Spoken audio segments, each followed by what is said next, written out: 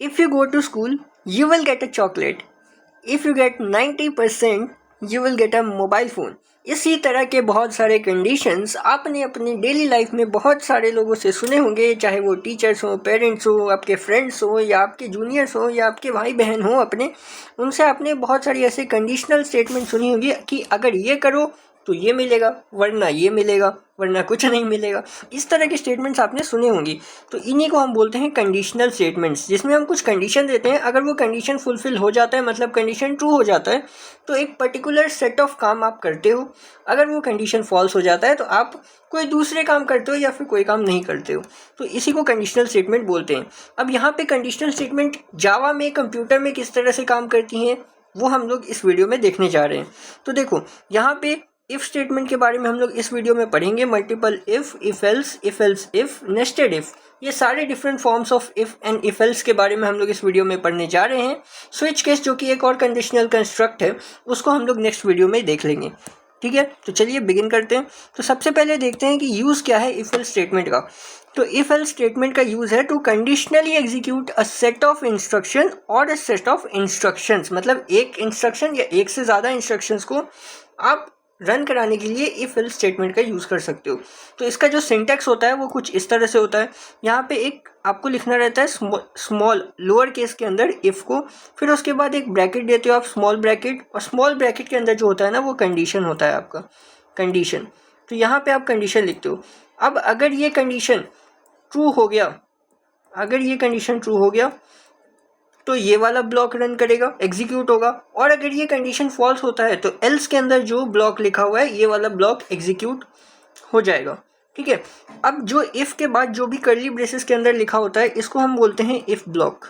ठीक है, इफ़ के अंदर मतलब अगर कंडीशन ट्रू होने पे जो स्टेटमेंट्स रन करें उनको हम बोलते हैं इफ़ ब्लॉक, और कंडीशन फॉल्स होने पे जो स्टेटमेंट्स रन करें उनको हम बोलते हैं क्या, एल्स ब्लॉक। ओके, इस तरह से हम ब्लॉक्स को डिवाइड करते हैं। अब देखो, यहाँ पर एक चीज़ इंपॉर्टेंट है कि यहाँ पे कर्ली ब्रेसेस दिए हुए हैं। अगर कर्ली ब्रेसेस ना गिवन हो तो इफ़ के बाद जो भी फर्स्ट स्टेटमेंट आएगा, या फिर एल्स के बाद जो भी फर्स्ट स्टेटमेंट आएगा बिफोर सेमीकोलन, तो वो स्टेटमेंट ही तुम्हारा इफ़ ब्लॉक के अंदर कंसिडर होगा। उसके बाद जितने भी स्टेटमेंट्स होंगे ना, वो सारे स्टेटमेंट इफ़ ब्लॉक या फिर एल्स ब्लॉक से बाहर कंसिडर किए जाएंगे। I hope this is clear to you all. अब देखो, यहाँ पे एक एग्जाम्पल है, एग्जाम्पल्स के थ्रू हम लोग समझने की कोशिश करते हैं इफ़ एल्स स्टेटमेंट को। तो यहाँ पे कंडीशन गिवन है इफ़ के अंदर ए ग्रेटर देन बी। सपोज ए की वैल्यू तुम्हारी है 10 और बी की वैल्यू है तुम्हारी 20। ठीक है, तो कंडीशन क्या हो जाएगा, यहाँ पे फॉल्स हो जाएगा, 10 इज़ नॉट ग्रेटर देन 20। तो क्योंकि कंडीशन फॉल्स हो गया तो ये वाला जो स्टेटमेंट है ये रन नहीं करेगा। क्योंकि कंडीशन फॉल्स हुआ तो एल्स स्टेटमेंट विल रन। तो एल्स के अंदर क्या लिखा है, SOPLN। SOPLN मतलब system dot out dot print LN। ठीक है, इसका मतलब फिर क्या प्रिंट होगा, B is the bigger. B क्या है, B का वैल्यू है 20, सो 20 इज़ बिगर। ये तुम्हारा आउटपुट यहाँ पर आ जाएगा। अब अगर B की वैल्यू ए के इक्वल भी है तो भी एल्स स्टेटमेंट ही रन होगा, क्योंकि यहाँ पे इफ़ ए ग्रेटर देन है। अगर यहाँ ग्रेटर देन इक्वल्स टू होता तो फिर इक्वल होने के केस में ये वाला रन होता। अगर इक्वल नहीं है तो नॉट इक्वल्स होने के केस में, मतलब इक्वल होने के केस में भी ये वाला एल्स स्टेटमेंट रन होगा। तो चलो अब देखते हैं एक और एग्जाम्पल। यहाँ पे इस क्वेश्चन में देखो, इंट ए इक्वल्स टू 10 और बी इक्वल्स टू 10, दोनों की वैल्यू इक्वल गिवन है। ठीक है, अब कंडीशन के अंदर है if A not equals to B. A not equals to B का मतलब इसको बोलते हैं हम लोग नॉट इक्वल्स। ये कब ट्रू रिटर्न करता है, ये तब ट्रू रिटर्न करता है जब ए और बी इक्वल ना हो। बट यहाँ पे ए और बी इक्वल हैं, तो since A and B are equal, so condition is false. So if condition अगर फॉल्स हो जा रहा है ना, तो बहुत सारे बच्चों का यहाँ पे आंसर आता है कि यहाँ पे कोई आउटपुट नहीं आएगा। क्यों नहीं आएगा कोई आउटपुट, क्योंकि कंडीशन फॉल्स हो गया और इफ़ के अंदर जो भी है वो रन नहीं करेगा। तो देखो, आप लोग यहाँ पे पार्शियली करेक्ट हो। क्यों, क्योंकि देखो इफ़ के अंदर, क्योंकि यहाँ पे कर्ली ब्रेसेस नहीं गिवन है, तो इफ़ के अंदर वही स्टेटमेंट आएगा जो सबसे पहले इफ़ के बाद लिखा गया होगा और सेमीकोलन उसके बाद आ जाए। तो सेमीकोलन से पहले जो भी आ गया वो तुम्हारा पहला स्टेटमेंट हो गया, जो कि इफ़ ब्लॉक के अंदर होगा। तो इफ़ ब्लॉक के अंदर केवल ये वाला स्टेटमेंट है, ये वाला स्टेटमेंट जो है ना, ये इफ़ ब्लॉक के अंदर है। तो इफ़ ब्लॉक अगर रन नहीं कर रहा है, एग्जीक्यूट नहीं हो रहा है, तो केवल ये स्टेटमेंट रन नहीं करेगा। This statement will run irrespective whether if condition is true और फॉल्स। ठीक है, तो ये इफ़ ब्लॉक के बाहर है। तो आउटपुट क्या आ जाएगा यहाँ पे 10 बी की वैल्यू तुम्हारी प्रिंट हो जाएगी, ये तुम्हारा आउटपुट हो जाएगा। अब देखते हैं यहाँ पे एक और क्वेश्चन। ये क्वेश्चन क्या है, इफ एल्स इफ के फॉर्म में है। अब यहाँ पे देखो एल्स इफ मतलब क्या होता है कि मतलब ये एल्स इफ का यूज़ हम लोग तब करते हैं जब हमें मल्टीपल कंडीशंस लगानी हो, मतलब एक से ज़्यादा कंडीशंस को हमें अप्लाई करना हो और कोई भी एक कंडीशन के ट्रू होने पे कोई एक स्टेटमेंट या एक सेट ऑफ स्टेटमेंट को ही रन करना हो, उस केस में हम लोग ये एल्स इफ का यूज़ करते हैं। देखो यहाँ पे सपोज एस की वैल्यू तुम्हें गिवन है 100, ठीक है, एस की वैल्यू 100 गिवन है। तो अब देखो इफ़ एस ग्रेटर देन 10 तो कंडीशन ट्रू हो गई। अब क्योंकि कंडीशन ट्रू हो गई तो S O P L N S into 10 100 into 10 1000 will get printed. अब देखो यहाँ इसके बाद जो भी स्टेटमेंट लिखे ये एग्जीक्यूट नहीं करेंगी। क्यों नहीं करेंगी? क्योंकि ये तब एग्जीक्यूट करती, इस वाले स्टेटमेंट एल्स वाले एल्स इफ पे तब आते जब पहला वाला फॉल्स हो जाता, क्योंकि एल्स लिखा हुआ है ना। एल्स का मतलब क्या, मतलब पहला अगर गलत हुआ तो फिर दूसरे पे आओ, अगर पहला सही है तो फिर ठीक है, तो फिर उसी को रन करेंगे हम लोग, है ना। तो इसलिए यहाँ पे बाकी सारे स्टेटमेंट्स रन नहीं करेंगे। नाउ सपोज अब अगर यहाँ पे हम सपोज एस की वैल्यू को हम लोग एस की वैल्यू को लेट्स से 20 ले लेते हैं।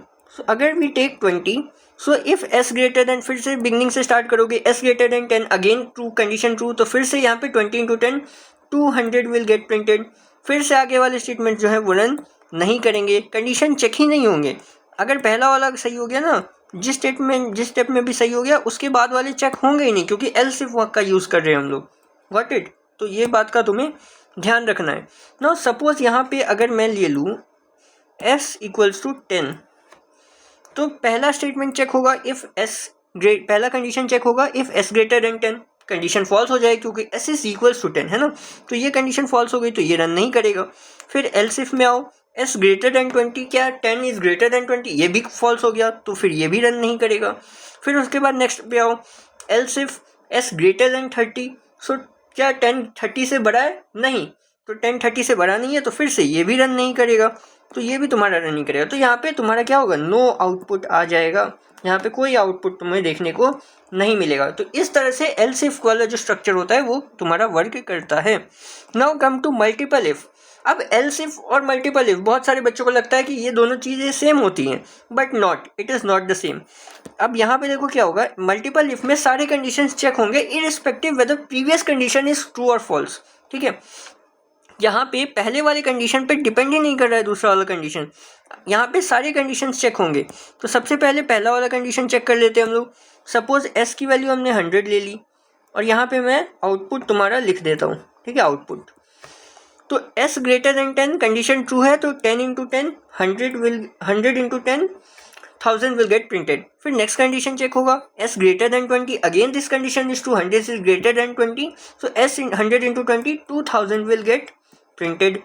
Now third condition will be checked, s greater than 30, is s greater than 100 greater than 30, yes, condition is again true, तो फिर से यहाँ पे 100 into 30 3000 will get printed. So this will be your output for this set of code snippet. तो I hope तुम्हें multiple if और else if के अंदर डिफरेंस जो है वो पता लग गया हो। else if का यूज़ तब करना है जब तुम्हें कोई एक आउटपुट चाहिए हो और मल्टीपल कंडीशन है, और मल्टीपल इफ का तुम्हें तब करना है जब तुम चाहते हो कि सारे कंडीशन चेक हो, और अगर जितने कंडीशन चेक हो उतने के लिए आउटपुट आए तो फिर तुम मल्टीपल इफ का यूज़ करोगे। अब देखो यहाँ पे हम लोग देखने जा रहे हैं नेस्टेड इफ क्या होता है। नेस्टेड इफ एल्स जो होता है वो होता है इफ इनसाइड इफ, मतलब एक इफ के अंदर एक इफ, उसके अंदर भी इफ, मतलब इफ के अंदर इफ अगर लगाते जाओ तो उसको हम लोग नेस्टेड इफ बोलते हैं। सपोज मैंने एक कंडीशन लिया इफ के अंदर, अब इसके अंदर जो है इसके अंदर मैंने फिर से एक कंडीशन लगा दिया इफ, इसके अंदर मैंने फिर से एक कंडीशन लगा दिया इफ, ठीक है, फिर उसके बाद एल्स। तो इसी तरह से इफ के अंदर इफ अगर तुम लगाते जाओ तो इसे हम लोग नेस्टेड इफ बोल देते हैं। तो अब हमें नेस्टेड इफ क्वेश्चन है, नेस्टेड इफ का यूज़ करके हमें स्मॉलेस्ट ऑफ 3 नंबर्स प्रिंट करना है। सपोज हमारे पास 3 नंबर है ए बी एंड सी, तो इसमें से स्मॉलेस्ट नंबर को हमें फाइंड आउट करना है और उसे प्रिंट करना है यूजिंग नेस्टेड इफ एल्स, ठीक है। तो हमने क्या लॉजिक लगाया, देखो, if A greater than B, suppose if A greater than B, तो अगर ये कंडीशन ट्रू हो गई तो हम लोग इसके अंदर आते हैं।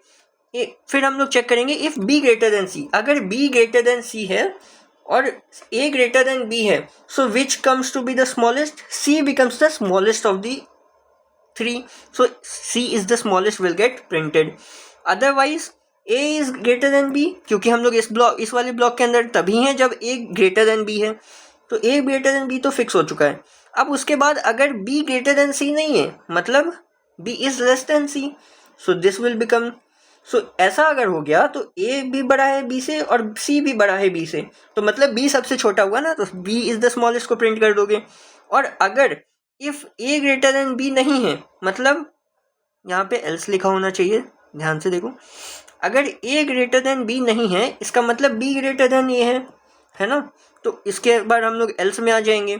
else में आने के बाद चेक करो a ग्रेटर देन c है या नहीं। अगर a ग्रेटर देन c है तो again c is the smallest, और अगर b ग्रेटर देन a तो है ही फिक्स, अगर a ग्रेटर देन c नहीं है मतलब c ग्रेटर देन a है ना, तो ये कुछ इस तरह से बन गया। फिर तो अगर ये कंडीशन है तो a becomes to be the smallest, तो यहाँ पे a इज द स्मॉलेस्ट को प्रिंट कर दोगे। तो इस तरह से हमने नेस्टेड इफ का यूज करके smallest of the three numbers को फाइंड किया। Smallest of the three numbers को फाइंड करने के लिए आपके पास और भी मेथड्स हैं, बट यहाँ पे नेस्टेड इफ का यूज करके हमने कैसे किया वो हमें शो किया।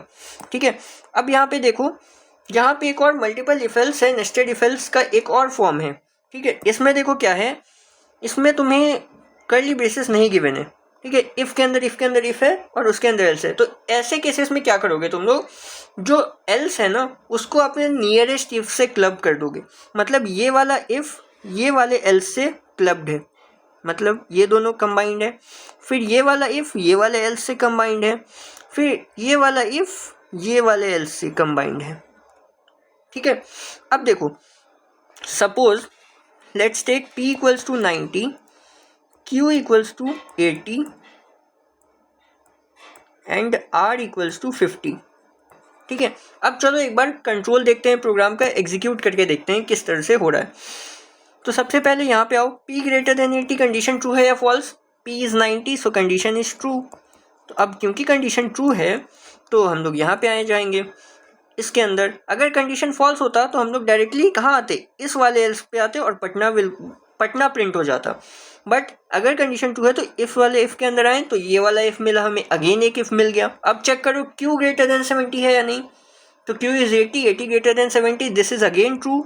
तो क्योंकि ये फिर से ट्रू है तो हम लोग इसके अंदर जाएंगे, इफ के अंदर। अगर ये कंडीशन फॉल्स होता तो यहाँ से यहाँ आ जाते और हैदराबाद प्रिंट हो जाता, लेकिन क्योंकि कंडीशन यहाँ पे ट्रू है तो फिर से इफ इस वाले के अंदर आए। अब यहाँ पे चेक करो r ग्रेटर देन 60 है या नहीं, r इज 50, तो r is not greater than 60, condition यहाँ पे फॉल्स हो गया, तो ये वाला प्रिंट नहीं होगा क्योंकि कंडीशन फॉल्स हुआ है। तो ये वाले का जो एल्स कंबाइंड है ये वाला एल्स प्रिंट हो जाएगा। So your output will be Chennai for this set of values of the variables p90 q80 और r50 है, तो आउटपुट विल बी चेन्नई। इसको तुम लोग और भी तरह तरह के वैल्यूज़ के साथ ट्राई कर सकते हो और ट्राई करके अपना आंसर कमेंट में बता सकते हो। So it will be fun to do this, एक बार करके देखना। ठीक है, तो एक बार जो भी लोग क्लास 10 में हो, क्लास 8 में हो या क्लास 9th में हो और कंप्यूटर जावा सीख रहे हो, सीखना चाहते हो अच्छे से डिटेल में, तो इस टेलीग्राम ग्रुप को ज्वाइन कर लो। यहाँ पे मैं लाइव सेशंस लिया करता हूँ, फ्री में लिया करता हूँ, और पेड क्लासेस भी होती हैं। तो पेड क्लासेस नहीं भी ज्वाइन करना चाहते हो तो भी इसे ज्वाइन कर लो, फ्री क्लासेस भी होती हैं यहाँ पे, आपकी लाइव सेशंस होते हैं, गूगल मीट पे होते हैं, जूम पे होते हैं, और बहुत सारे मटेरियल्स भी मिलते हैं। और एग्ज़ाम टाइम में तो बहुत ज़्यादा हेल्पफुल ये ग्रुप आपके लिए होने वाला है। और आपके लिए एक बोनस क्वेश्चन है, ये आपके लिए होमवर्क में है। इस क्वेश्चन को आपको ट्राई करना है और इसका आंसर जो है कमेंट सेक्शन में आपको लिख देना है। जिसका भी आंसर होगा सही उसके आंसर को मैं दे दूंगा heart, so that everyone will get to know what is the correct answer. Bye bye, take care, thank you, love you all, meet you in the next video.